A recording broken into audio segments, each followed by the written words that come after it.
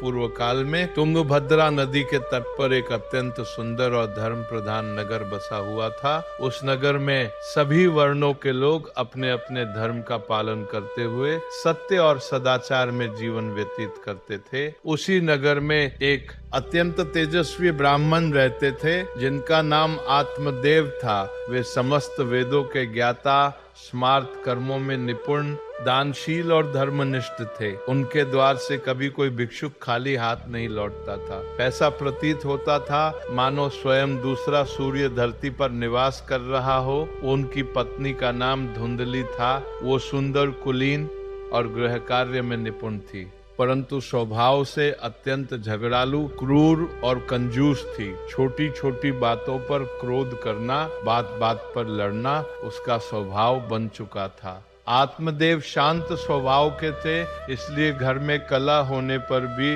वे मौन ही रहते थे। धन वैभव, सुंदर ग्रह और सभी सुख सुविधाएं होने पर भी उस घर में शांति नहीं थी। सबसे बड़ा दुख ये था कि वर्षों बीत जाने पर भी उन्हें कोई संतान नहीं हुई।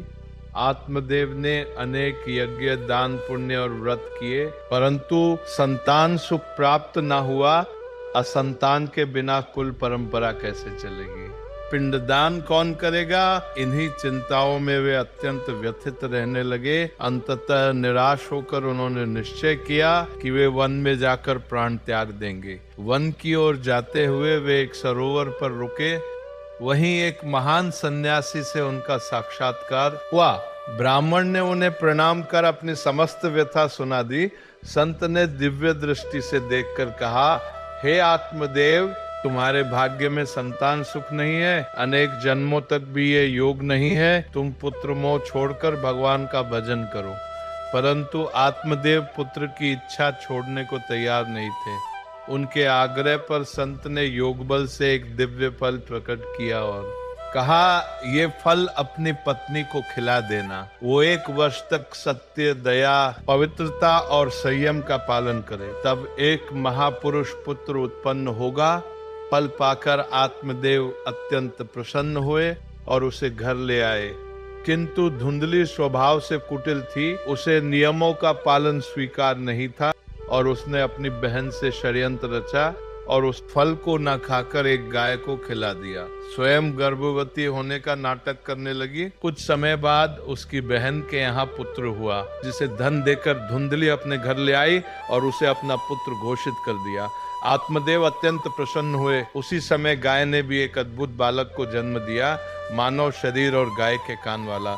उस दिव्य बालक का नाम रखा गया गोकर्ण और धुंधली के कथित पुत्र का नाम रखा गया धुंधकारी। समय के साथ दोनों बड़े हुए। गोकर्ण वेद, शास्त्र और भक्ति में निपुण, शांत, ज्ञानी और धर्मात्मा बने, जबकि धुंधकारी अत्यंत क्रूर, हिंसक, अधर्मी और दुराचारी निकला। वो चोरी, हिंसा, व्यभिचार और पाप कर्मों में लिप्त हो गया। उसने माता पिता को मारना पीटना शुरू कर दिया और घर की सारी संपत्ति नष्ट कर दी। अंततः दुखी होकर आत्मदेव ने गोकर्ण के उपदेश से घर त्याग दिया और वन में जाकर भगवान श्री कृष्ण का भजन करते हुए देह त्याग कर मोक्ष को प्राप्त हुए। धुंधली भी अत्याचारों से तंग आकर कुएं में गिरकर मर गई और दुर्गति को प्राप्त हुई। धुंधकारी पाप कर्मों में और डूबता गया। अंत में जिन वेश्यों के लिए वो सब कुछ कर रहा था, उन्हीं ने उसे मार डाला। उसके पापों के कारण उसे भयंकर प्रेत योनि प्राप्त हुई। और जब गोकर्ण तीर्थ यात्रा से लौटे,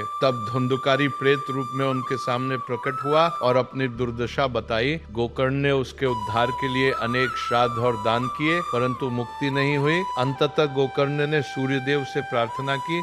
सूर्यदेव ने कहा, यदि नियम पूर्वक श्रीमद् भागवत महापुराण का 7 दिवसीय पाठ कराया जाए तो इसकी मुक्ति संभव है। गोकर्ण ने स्वयं भागवत कथा का आयोजन किया। धुंधकारी वायु रूप में कथा सुनता रहा। प्रत्येक दिन कथा सुनने से बांस की एक एक गांठ फूटती गई। 7वें दिन धुंधकारी प्रेत योनि से मुक्त होकर दिव्य भगवत पार्षद रूप में प्रकट हुआ और वैकुंठ को प्रस्थान किया। गोकर्ण के प्रभाव से कथा सुनने वाले सभी जीव, यहाँ तक कि पशु पक्षी भी भगवत धाम को प्राप्त हुए। अंततः स्वयं भगवान श्री कृष्ण ने गोकर्ण को गोलोक धाम में स्थान दिया।